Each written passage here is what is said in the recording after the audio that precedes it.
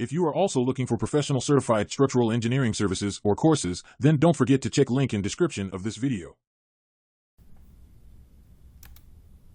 Hey guys, welcome back to another tutorial in SAP2000, and in this tutorial we are going to talk about Seismic Design Procedure as per ASCE 716. So in this video we are going to apply seismic loads to our building model that we have modeled in our previous tutorials on SAP2000.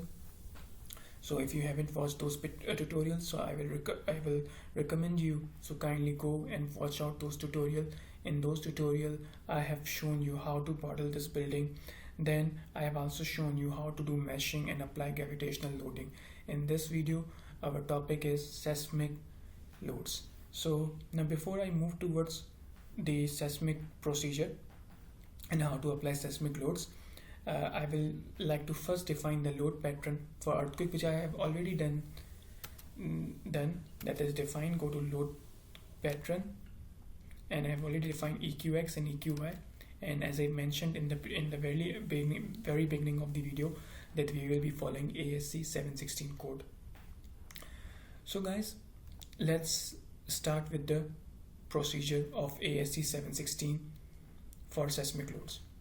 So guys, if I talk about seismic loads, the very first thing is that what sort of seismic analysis you are going to carry out to your building.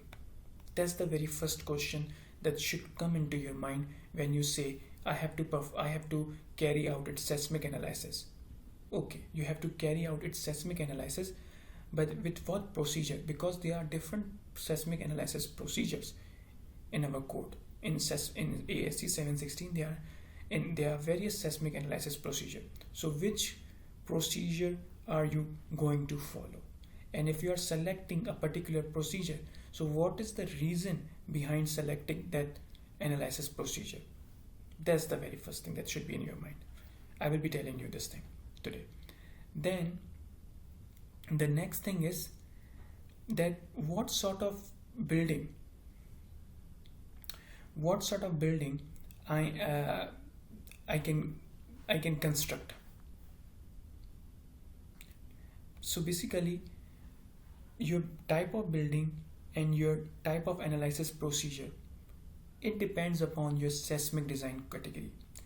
Until and unless you don't know about the seismic design category for your structure, you can't go and select any analysis procedure or any structural system. There are various types of structural system that we will be discussing in this video, such as building frame system, dual system, movement resisting frame system. So selection of these structural system and selection of seismic analysis procedure, they both depends upon seismic design category. So until and unless you don't have that data, seismic design category, you can't make a decision regarding those two, that is structural system and seismic analysis procedure. That's the very first thing that you should be having in your mind. The next thing is, now this seismic design category, this thing depend on which factors, how to get this numbers or this seismic design category. It's not number, it's basically from A to F. So how to get this? How we can know that for my structure what should be my seismic design category? So there is a detailed procedure in ASCE 716 to find this seismic design category, which I will be taking you throughout in this video. I will be teaching you that procedure. So this seismic design category depends upon, let me tell you in a nutshell, that this seismic design category depends upon which thing. So if I talk about this seismic design category, so it depends on the geographical region of your building, that in which geographical region your building is located. If your building is located in such geographical region which is prone to earthquake, so you will be having higher seismic design category. That's the very first thing. Then it depends upon the soil that you have on which your building is located. That's the second thing on which your seismic design category depends. The third thing is which type of occupancy or which type of facility or which type of occupancy is going to be residing in that building.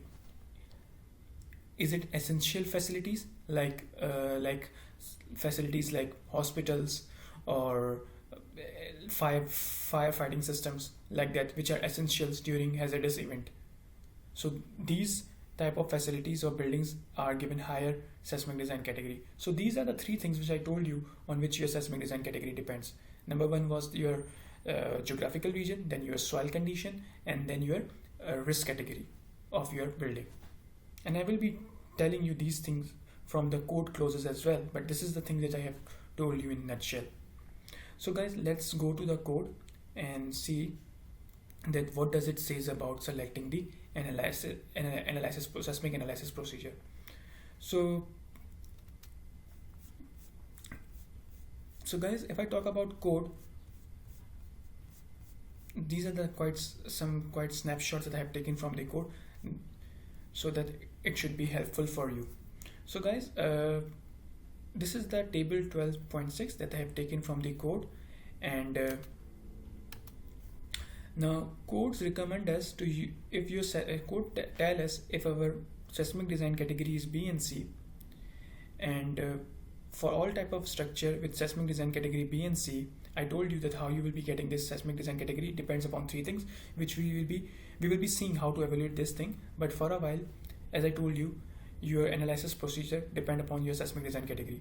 For seismic design category B and C, your equivalent lateral force procedure is permitted, your model response spectrum analysis procedure is permitted, linear response history analysis procedure is permitted.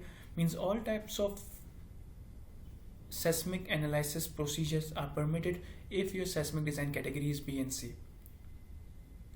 Then if we talk about seismic design D, category D, E and F, so these are the quite few points that you have to take into account.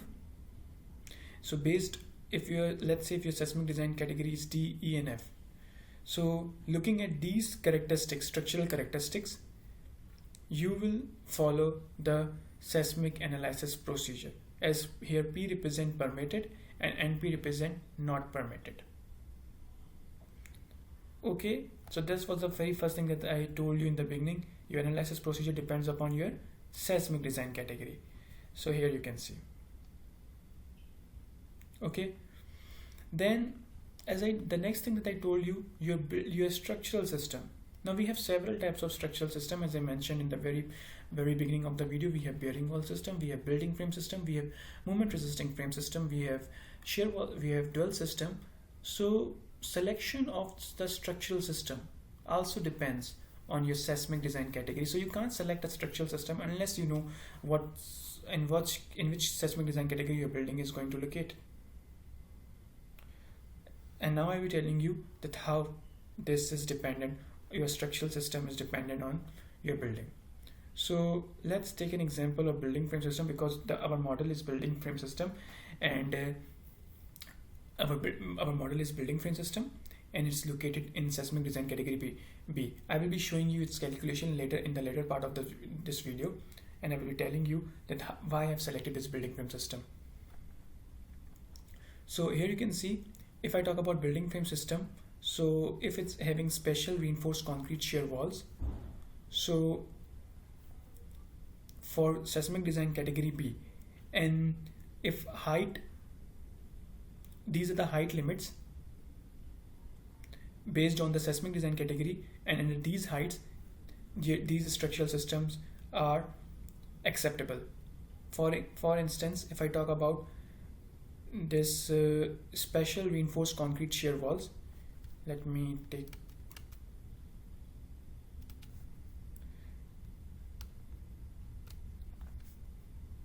comment. Okay, so here you can see this this special reinforced building frame system with the special reinforced concrete shear walls. If your seismic design category is B, so you don't have any limit on the height of your building. You can go up to any height you want if your building is located in seismic design category B for this building frame system with special reinforced concrete shear walls. Similarly, if your seismic design category C, so still the same, you have no limit on your building height. But when it comes to seismic design category D, then if you are going with building frame system with special reinforced concrete shear walls, then you can go up till only 160 feet. Above 160 feet, you can't go. That's how your seismic design category governs your building frame, your structural system and its height. So as I told you in the beginning, your analysis procedure and your selection of your structural system depends upon your seismic design category. So I have shown you now how it depends. Now the thing which we have to look into it, that on what factor these seismic design category depend. So far we discussed what are the factors that depends on seismic design category. Now we will be watching on which factors this seismic design category depends. So as I mentioned in the beginning of the video, so it depends upon, basically seismic design category are from A to F, and they depend upon your geographical region. The next thing was they depend upon your soil condition, and at the last they depend upon your risk category of your structure. So now I will be showing you the code clauses which also conveys the same thing.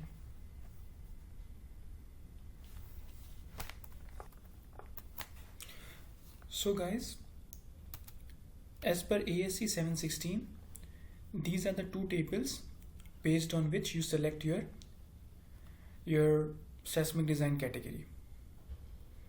And as I told you, that seismic design category depends upon three things. The very first thing is your geographical region, then your soil characteristics. So your geographical region and your soil characteristics, these are the two things from which your SDS value and SD1 value is taken out. And the third thing was risk category.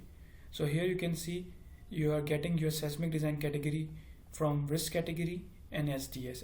And I told you this SDS and SD1, they depends upon what? They depends upon your geographical region and your soil characteristics of your building location. So the seismic design category are designated through A to F. They depend upon the seismic use group. As I told you that what is the risk category. I will be telling you that what is mean by 1, 2 or 3, 4. I will be telling you that table on which this 1, 2, what is mean by 1, 2 and 3, 4 later on. After this we will be watching that too. So they depend upon the seismic use group, that is risk category, and that design spectral acceleration coefficient, that is SDS and SD1. And these SDS and SD1 depend upon what? Your geographical region of your building and its soil characteristics. So the structure is assigned the more severe of the two values taken from the table. So this is the one table and this is the another table.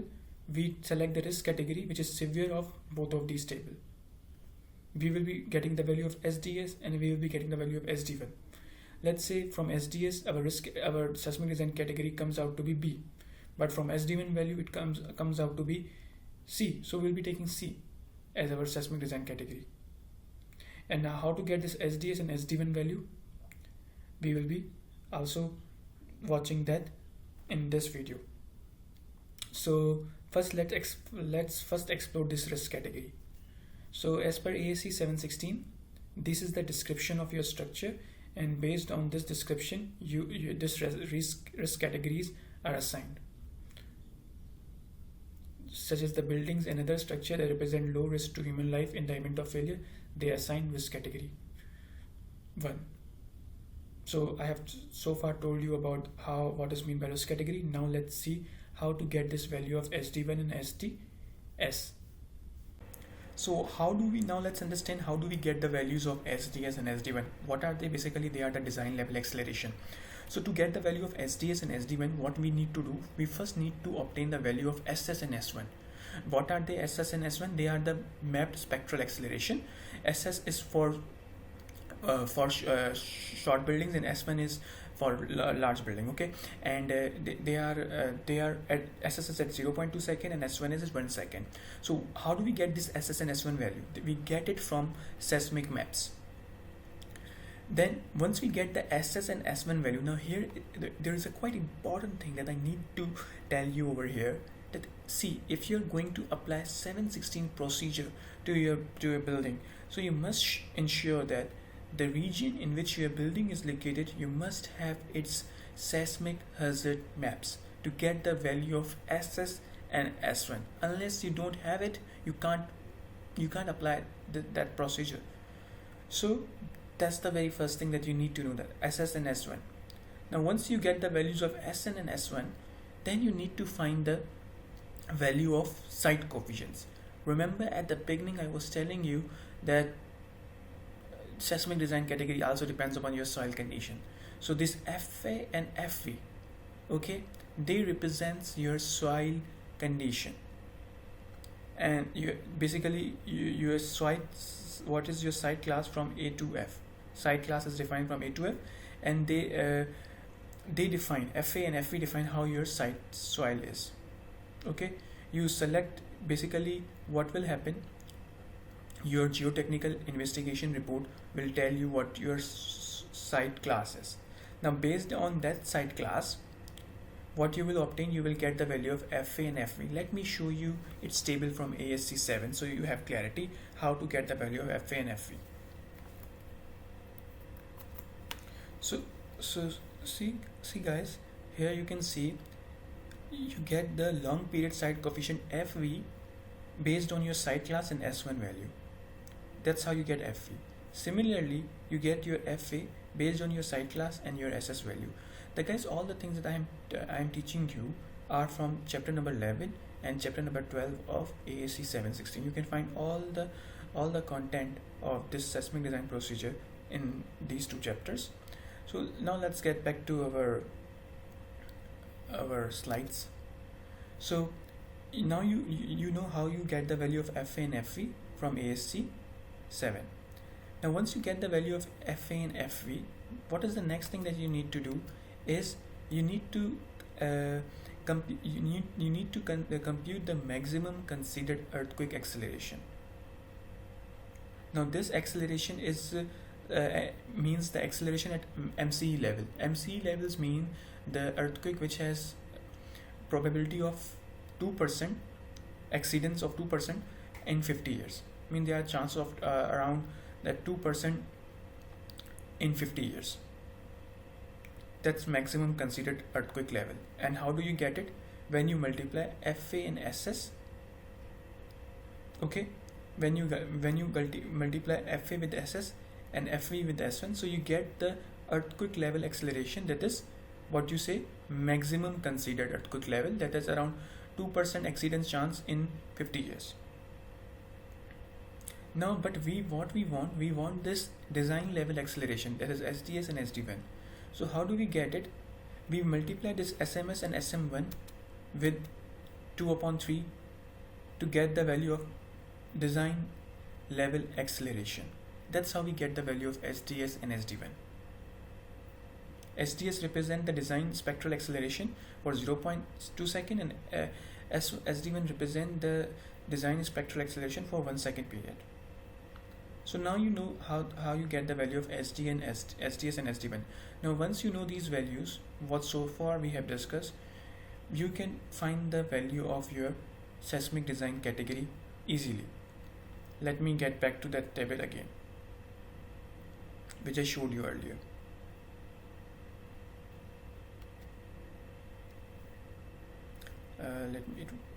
So see, based on your risk category and your SDS and SD1 value, we can easily get our seismic design category. Now let's get back to our SAP2000 model.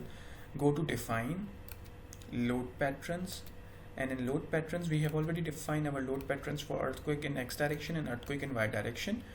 Type quake selected, and auto lateral load pattern we have selected ASCE 716. Now click on modify lateral load pattern.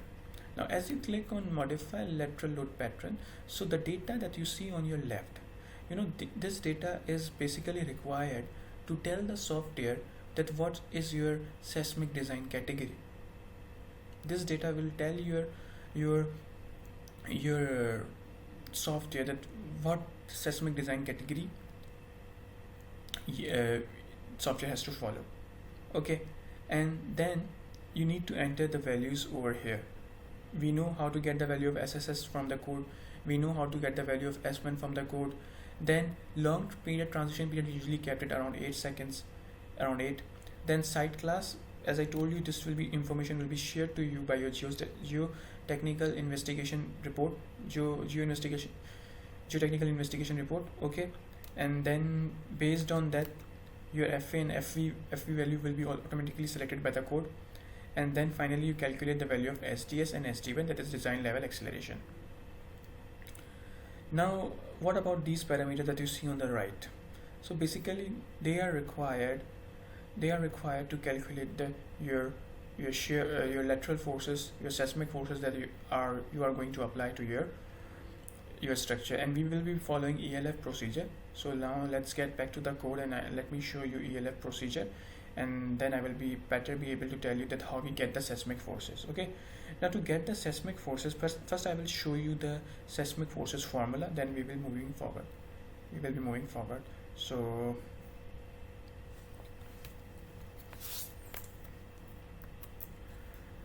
guys, here you can see this is the formula that I have taken from this is the base shear formula that I have taken from the ASCE 716 ELF procedure.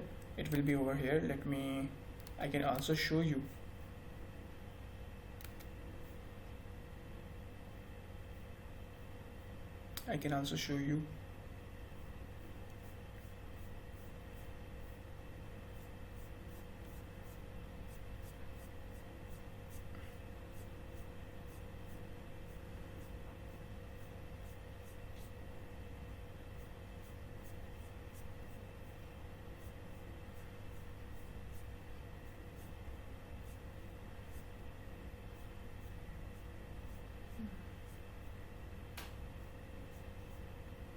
Yeah, here you can see equivalent lateral force procedure.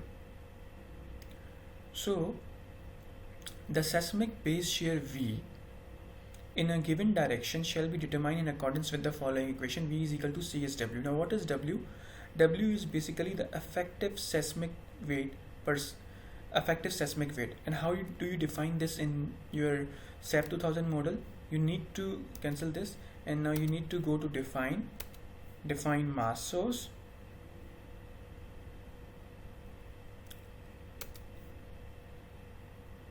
add new mass source, or here you name your mass source, or you can continue with the editing with the existing one, modify show mass source. Then now what you want your what sort of weight you want to be included in your seismic weight analysis? What is your building weight? You just want the element self mass, or you also want your applied loading to be included as mass? So if you want any of your applied loading to be included as your mass, so here you can select your relevant pattern, and then it will be applied as your seismic effective weight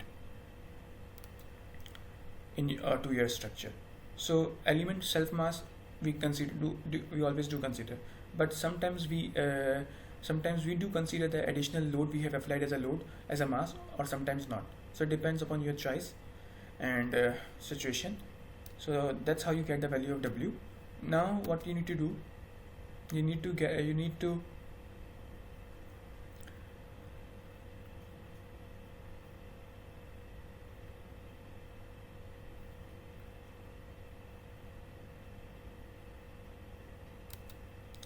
once you get the value once you define your mass source, so it means you have tell your software what is your W.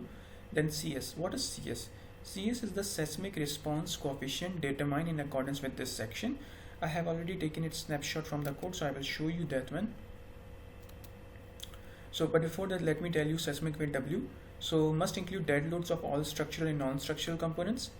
25% of reduced floor life means you have to, if you have to include your life load as your 0.25. 25% of reduced floor life load, especially for storage area. weight of partition. So these are the things that you can include in your seismic weight. These are this is the information that has been given in the code. Now I told you about this. Now let's get back to the CS value. So here you can see your CS value depend upon your SDS, R and IE, that is the importance factor. SDS I already told you how do you get it. Then what is the R? Basically R is selected, and the value of R you get it from the value of R you can get when you are selecting your structural system. As here you can see, this is the table that has been given in the ASCE7 for selecting your structural system. So let me rotate it so that you have clarity what I'm saying.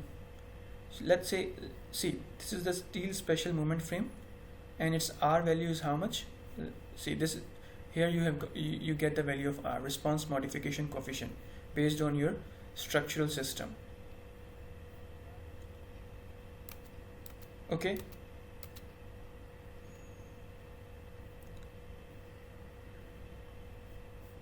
Let me get back to again the lecture. So you know how to get the value of R, and then the importance factor. So as far as importance factor is concerned, so you can also get its value from the code. Basically depends upon the occupancy, that what sort of occupancy your structure would be having. Either it will be having such type of occupancy which is quite important role during hazardous events, so this importance number will increase. That's how it is. You can find this importance factor number in the code, then so these are the different formula of CS. But what I will be following now, these are the different formula of CS that software will use by itself to get the value of CS. But what does software needs from us? Because we have given already software's SDS value, we have given software R value, we have given software importance factor value. This values has been given over here. You can see when we were going define load pattern and then EQS, like modify lateral load pattern. So here you see we have given software response reduction modification factor, also the importance factor.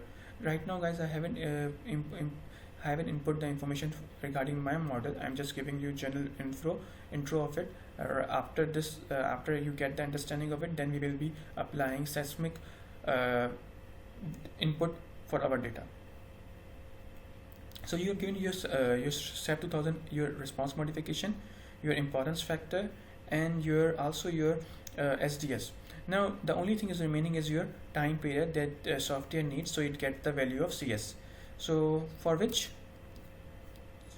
now software will decide which formula it has to use.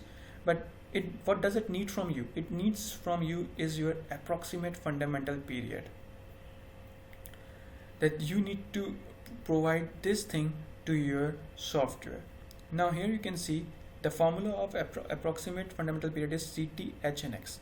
This is the formula of this, where now H is the height of the building, okay, and you get the value of CT from here. So here you can see if you have your moment resisting frame in which the frame resists 100% resistance of the required seismic forces and are not enclosed or joined by the components that are more rigid and will prevent the frame from deflecting where subjected to seismic force. So if such case is there and it's concrete moment resisting frame, so you need to take the value of 0.06 and X value is 0.9, and okay, so you get the value of S. You need to take values accordingly. Then as in my case, it would be I will be selecting all other structural system, because as in our case we have our shear building frame system, so there is no any information about the building frame system given here. So we will take all other structural system, and then what we will do, we will select program calculated and 0.0 to 0.75, because it needs from us CT and X value. It will calculate the fundamental time period by itself. Okay, if you guys want the detailed manual calculation, a video, so I can also provide you that, but that's not the context of this video. That's why I'm not going into it. Otherwise the video will get too long and you will get confused. That's why I am keeping it simple. So here I've told you how you get the value of CT and X by simply seeing your structure type. You read this, see in which category do you fall, and you just enter, you get the value of CT and X, go to your code, go to your SAP2000 and enter these values. The software itself will decide which formula again it has to use for calculating the time period. So guys, that's how we define the seismic design parameters as per ASCE 716 and SAP2000. Now let's come to our model. So guys, let's come back to our model. This is the model that we have modeled in SAP2000. We haven't yet assigned the diaphragms to the floors as well as wall. We will be assigning in the next video. But before that, let me tell you that how I am going to make decision regarding my structural system. So guys, if I talk about this our model, so we should first decide, before applying the seismic law, we should first decide what structural system we are going to select for our model. And selection of this structural system depends upon your seismic design category and your building height. If you know these two things, you can easily make a decision regarding your structural system of your building from the table 12.2.1 of the ASCE 716 code. So if you know the seismic design category of your building, and if you know your building height, so you can go and check out the table. You can go and check out this table and see that the structural system which you are aiming for, it's permissible for you or not. So as I'm going with the building frame system with special reinforced concrete shear walls. So here you can see, and my seismic design, first let me calculate my seismic design category, then I can make a decision which structural system I have to select. So SS value I was given as 0.2951, S1 value I was given as 0.0599, and site class D, and this category was given me 2. So based on this 4 input, I calculated my seismic design category, that comes out to be B. Now and my building height is how much? My building height is around 210 feet. So for 210 feet with seismic design category B, I have to check whether building frame system is allowed or not. So I will go to this table, design coefficient and factor for seismic flow resisting system, this one, and here building under building frame system with special reinforced concrete shear walls, I will see that under seismic design category B, I have no limit of building height. I can go with any height of the building if I am in seismic design category B, which is my case. So I can go with building frame system with special concrete reinforced wall in seismic design category B for this model. And now let's explore what should we do in SAP2000 model to act as a building frame system. What should we do to our model so that it acts as a building frame system? Since we desire that all the lateral loads, basically what is the definition of building frame system? The definition of building frame system is that all the lateral loads will be carried by shear walls and the moment frame will only resist gravity load. So since we desire that all lateral loads for seismic and wind is carried by shear walls alone, independent of the column, so what we do, we modify the flexural capacity of the column by using property modifiers. We set the flexural modifiers of our column in our model as 0.01 so that it doesn't attract any of the lateral forces. It makes basically column flexible and it doesn't attract any of the lateral forces. Now this will be your model 1, in which you make your column flexible, so flexible that they will not attract any lateral forces, and all the lateral forces will be attracted by the shear wall. Okay, and you will use this model 1 for shear wall design and also for serviceability checks such as torsional irregularity and drift due to wind and earthquake. So for walls we will be using property modifiers as 0.7 and check on ultimate combination for shell stresses. If shell stresses exceeds the modulus of rupture, then we will be changing the modifiers of the walls. We will make it to 0.35. If it does not exceed the modulus of rupture, so we will keep it as 0.7. I hope so you get it what I'm trying to make a point over here. I'm again repeating. I was telling you that how you can model your building frame system in SAP 2000. The definition of building frame system is that all the lateral forces will be attracted by only shear walls. The columns will not attract any lateral forces. So how we can ensure that? We can ensure that in such a way that we make our column, we will be basically making two models. In our model 1, what we will be doing, we will make the flexural stiffness of our column negligible. The column will be so flexible, they will not attract any of the lateral forces, and all the lateral forces will be carried by shear walls. And how we can achieve that? We can set the properties modifiers of column as 0.01, the flexural modifiers. Okay, and we will keep the modifiers of walls as 0.7 if the shell stresses, which we check on ultimate load combinations, they do not exceed the modulus of rupture. If they exceed the modulus of rupture, then what we will do, we will change the modifier of walls and make them to 0.35. So that's your model number 1. While for the design of frame member, we will use another model. But in that model, we will set the modifier as 0.35 or 0.7 as per ASCE. Basically, we set 0.35 for beams and 0.7 for our 0.35 for beams and 0.7 for columns.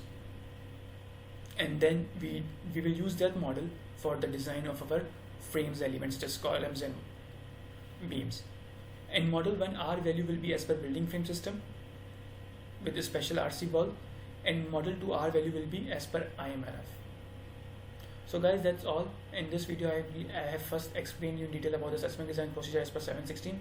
Then I have told you that based on the structural system which you select, how you will implement that structural system and how you will implement your Seismic Design Procedure to your SAP model.